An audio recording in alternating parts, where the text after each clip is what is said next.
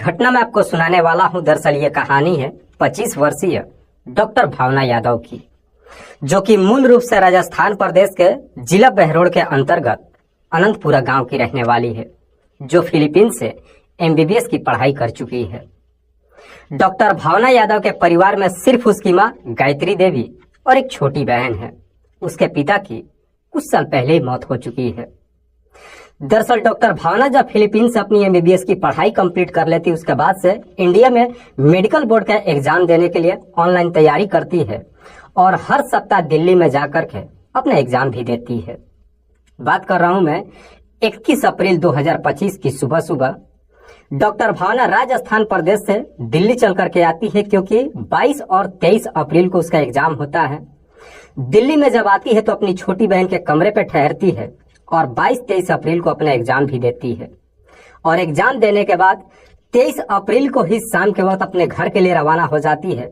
लेकिन वो अपने घर नहीं पहुंचती है, बल्कि जैसे ही सुबह होती है अगले दिन 24 अप्रैल 2025 को सुबह सुबह ही डॉक्टर भावना की मां गायत्री देवी के नंबर पे कॉल आता है और कॉल करने वाला बताता है कि दरअसल मैं हरियाणा के हिसार से बोल रहा हूं। डॉक्टर भावना जो बुरी तरीके से जल चुकी है और उसे मैं हॉस्पिटल लेकर के आया हूं। कॉल करने वाला व्यक्ति जैसे इस तरह की बात कहता है, गायत्री को लगता है कि शायद कोई मजाक कर रहा है।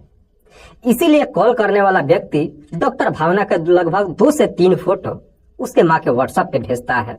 और जब गायत्री देवी व्हाट्सएप पे उस फोटो को देखती है तो देखने के बाद उनके पैरों तले एकदम से जमीन खिसक जाती है, क्योंकि उस फोटो के अंदर डॉक्टर भावना वाकई में काफी हद तक जली हुई नजर आ रही थी और वो फोटो किसी हॉस्पिटल का था।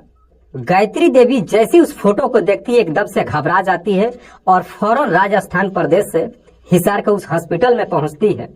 और हॉस्पिटल के बेड पे जब अपनी बेटी को स्थिति को देखती है तो देखने के बाद वो जोर जोर से रोने लगती है। दरअसल गायत्री जब अपनी बेटी के बारे में वहां पे मौजूद डॉक्टर से पूछताछ करती है तो एक लेडी डॉक्टर गायत्री को जवाब देते हुए कहती है कि दरअसल सुबह सुबह ही एक लड़का इस लड़की को लेकर के हॉस्पिटल में आया था और उसी ने आपके नंबर पे कॉल भी किया था।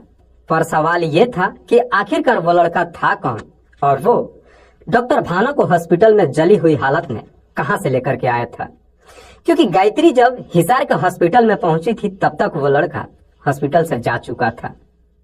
दरअसल डॉक्टर गायत्री को बताते हैं कि डॉक्टर भावना जो लगभग 80% तक जल चुकी है, स्थिति उसकी काफी नाजुक थी। चूंकि गायत्री का भी वहां पे कोई जानने वाला नहीं था, ना ही कोई मदद करने वाला था, इसीलिए गायत्री डॉक्टर से कहती है कि मैं अपनी बेटी को जयपुर ले जाना चाहती हूँ। हालांकि डॉक्टर गायत्री को समझाते हुए कहते हैं कि डॉक्टर भावना की स्थिति ठीक नहीं है, अगर आप उसे यहाँ से लेकर के जाती हैं तो रास्ते में उसकी जान की खतरा हो सकती है। पर बावजूद इसके गायत्री डॉक्टर की बात नहीं मानती है और जबरदस्ती अपनी बेटी को उस हॉस्पिटल से डिस्चार्ज कराने के बाद जयपुर लेकर आ जाती है। और जयपुर में ला करके एक हॉस्पिटल में उसे एडमिट तो कराती है, लेकिन 25 अप्रैल 2025 को रात्रि के करीब 11 बजे के आसपास इलाज के दौरान ही डॉक्टर भावना की मौत हो जाती है। डॉक्टर भावना की जब मौत हो जाती है उसके बाद से उसकी मां गायत्री देवी जो सीना पीट पीट करके रोने लगती है। हालांकि गायत्री देवी जब डॉक्टर से उसकी बेटी की जलने की वजह पूछताछ करती है तो डॉक्टर गायत्री को जवाब देते हुए कहते हैं कि डॉक्टर भावना के शरीर पे पेट्रोल छिड़क करके उसे आग के हवाले किया गया है। गायत्री को समझ में नहीं आता है कि जब उसकी बेटी दिल्ली में एग्जाम देने के लिए गई थी तो फिर वो हरियाणा के हिसार में कैसे पहुंच गई और आखिरकार किसने उसकी बेटी को इतनी बेरहमी तरीके से जलाया था। अब इस पूरे राज का पर्दाफाश वो लड़का ही कर सकता था जो डॉक्टर भावना को लेकर के हॉस्पिटल में गया था, पर वो था कौन उसका पता लगाना इतना आसान नहीं था। इसीलिए गायत्री नजदीकी थाने में जाती है। सारी बात जब पुलिस को बताती है तो आखिरकार पुलिस 0 FIR कर लेती है और फिर इस केस की जांच पड़ताल शुरू कर देती है। दरअसल जयपुर की पुलिस इस केस की जांच पड़ताल करते हुए सबसे पहले हरियाणा के हिसार के उस हॉस्पिटल में जाती है और जाकर के हॉस्पिटल में लगे तमाम सीसीटीवी कैमरों को खंगालना शुरू करती है और आखिरकार सीसीटीवी को चेक करती है तो उसमें वो लड़का साफ दिखाई देता है जो डॉक्टर भावना को लेकर हॉस्पिटल के अंदर आया था।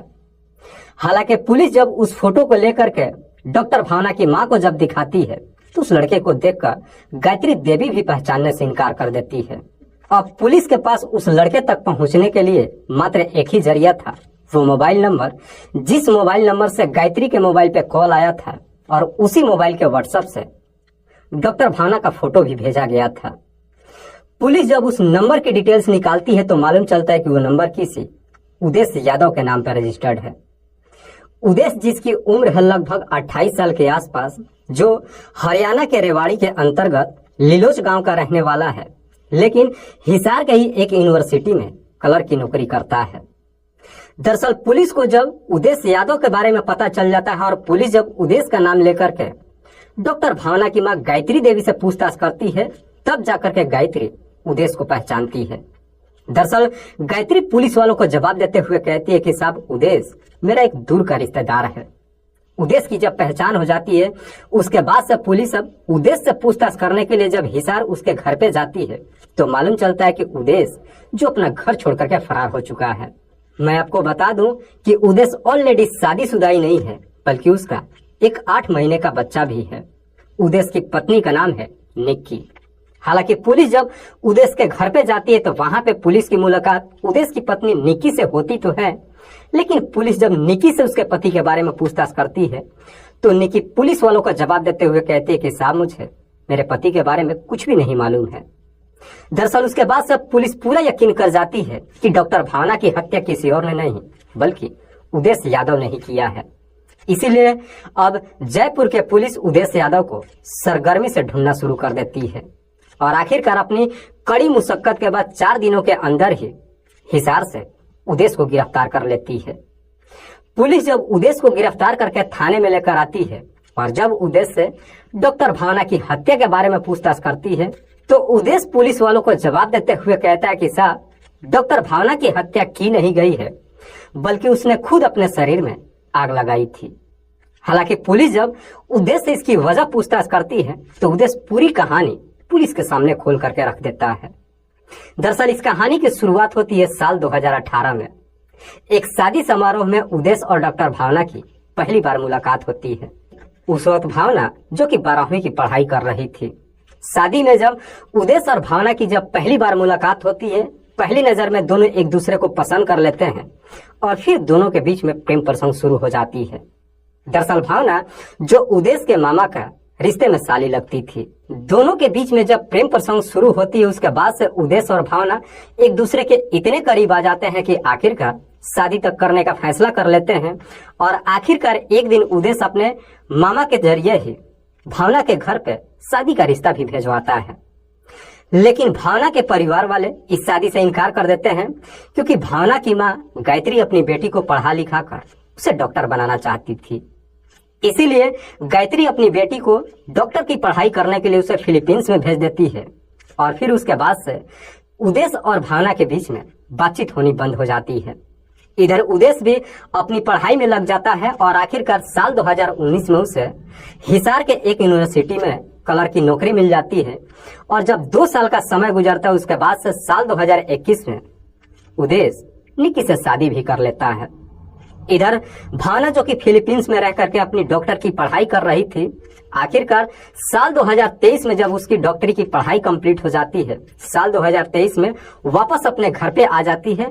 लेकिन पढ़ाई कंप्लीट करने के बाद वापस जब राजस्थान में आती है, फिर से उसे उदेश याद आ जाता है और आखिरकार कैसे भी करके वो उदेश का मोबाइल नंबर भी हासिल कर लेती है। डॉक्टर भावना को जब उदेश का मोबाइल नंबर मिल जाता है, लगभग 4 साल के बाद जब उदेश के नंबर पे कॉल करके पहली बार जब बातचीत करती है, तब जाकर के डॉक्टर भावना को मालूम चलता है कि उदेश ने शादी ही नहीं कर लिया है बल्कि उसका एक बच्चा भी हो चुका है। हालांकि डॉक्टर भावना को जब मालूम चलता है कि उदेश ने शादी कर लिया है, बावजूद इसके डॉक्टर भावना उदेश का पीछा नहीं छोड़ती है बल्कि बार बार उदेश के नंबर पे कॉल करने लगती है। उदेश जो कि अपने जीवन में पूरी तरीके से सेटल हो चुका था, डॉक्टर भावना को भूल चुका था। डॉक्टर भावना जब उदेश के नंबर पे कॉल करती है तो उदेश उसका फोन भी नहीं उठाता है, लेकिन बावजूद इसके डॉक्टर भावना उदेश का पीछा नहीं छोड़ती है। बार बार कॉल करने के बावजूद भी उदेश जब उसका कॉल नहीं रिसीव करता है तो डॉक्टर भावना किसी दूसरे तीसरे नंबर से उदेश के नंबर पे कॉल करने लगती है। लेकिन बावजूद इसके उदेश डॉक्टर भावना से बातचीत करने की कोशिश ही नहीं करता है। लेकिन तब तक शायद काफी देर हो चुकी थी, क्योंकि डॉक्टर भावना जो आंख बंद करके उदेश से मोहब्बत करने लगी थी। जब भी दिल्ली में एग्जाम देने के लिए जाती थी, वो भरपूर कोशिश करती थी कि जा करके उदेश से मुलाकात करे, लेकिन उदेश उससे कभी बातचीत करता ही नहीं था। डॉक्टर भावना जब अपनी पूरी कोशिश कर लेती है और उदेश जब उसे सही तरीके से बातचीत नहीं करता है, आखिरकार डॉक्टर भावना उदेश की पत्नी निकी का भी मोबाइल नंबर ले लेती है और फिर उसकी पत्नी के नंबर पे कॉल करके भावनात्मक तरीके से बातचीत करने लगती है और कहती है कि मैं उदेश से बेइंतहा मोहब्बत करती हूँ और उसके बगैर नहीं रह सकती हूँ, इसीलिए मैं चाहती हूँ कि आप उदेश को छोड़ दें। निकी को जब मालूम चलता है तो इसे सुनने के बाद निकी भी एकदम से हैरान रह जाती है और निकी जब इस बारे में अपने पति उदेश से पूछताछ करती है तो उदेश सारी कहानी अपनी पत्नी को बता देता है। साथ ही साथ कहता है कि मेरा डॉक्टर भावना से अब कोई लेना देना नहीं है, जिसकी वजह से निकी भी अपने पति पर आंख बंद करके भरोसा कर लेती है।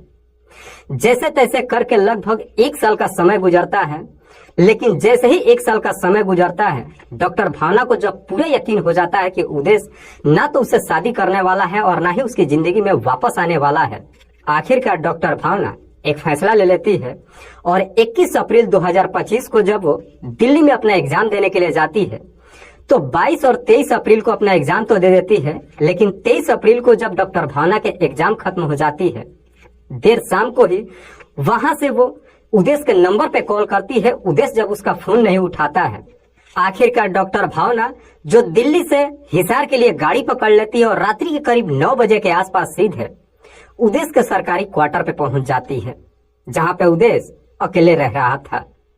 रात्रि के करीब 9 बजे के आसपास उदेश जब अपने कमरे के दरवाजे पे डॉक्टर भावना को देखता है तो देखने के बाद एकदम से हैरान रह जाता है और गेट पे ही उससे सवाल करता है कि इतनी रात को तुम अकेली यहाँ पर क्या करने आई हो। इस पे डॉक्टर भावना उदेश को जवाब देते हुए कहती है कि मैं तुम्हें कई बार कॉल कर चुकी हूँ, लेकिन तुम मेरा फोन ही नहीं उठा रहे हो। उदेश उसे जवाब देते हुए कहता है कि मुझे तुमसे कुछ भी लेना देना नहीं है, इसी वक्त तुम यहाँ से चली जाओ। लेकिन डॉक्टर भावना उसे कहती है कि मैं इतनी रात को कहाँ जाऊंगी, आज रात को यहीं ठहर जाती हूँ और कल सुबह चली जाऊंगी। आखिरकार उदेश डॉक्टर भावना को अपने कमरे के अंदर बुला लेता है, थोड़ी देर बातचीत करता है, लेकिन बातचीत के दौरान ही डॉक्टर भावना उदेश के ऊपर दबाव डालने लगती है कि तुम मुझसे शादी कर लो और अपनी पत्नी को छोड़ दो।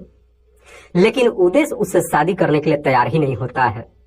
इस पर डॉक्टर भावना उसे धमकी देते हुए कहती है कि अगर तुम मुझसे शादी नहीं करोगे तो मैं अपनी जीवन लीला ही समाप्त कर लूंगी। लेकिन उदेश उसके धमकियों से भी नहीं डरता है और कहता है कि बगल के कमरे में जाकर के सो जाओ, जैसे ही सुबह होगा तुम यहाँ से चली जाना। उसके बाद से उदेश दूसरे कमरे में सोने के लिए चला जाता है।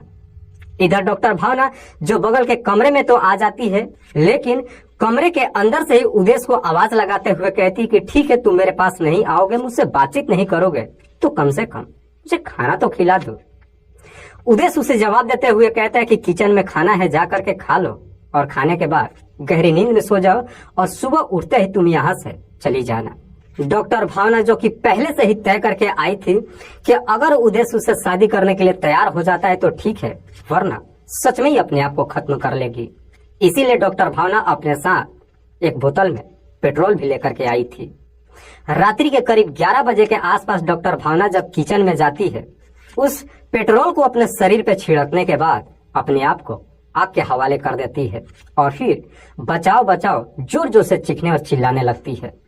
उसकी चीख पुकार सुन करके उदेश जब कमरे से बाहर निकलता है और किचन में जब धुआं देखता है, भागते दौड़ते किचन में जाता है और जब देखता है कि डॉक्टर भावना जो आग में पूरी तरीके से जल रही है, तुरंत ही उसे कंबल में लपेट कर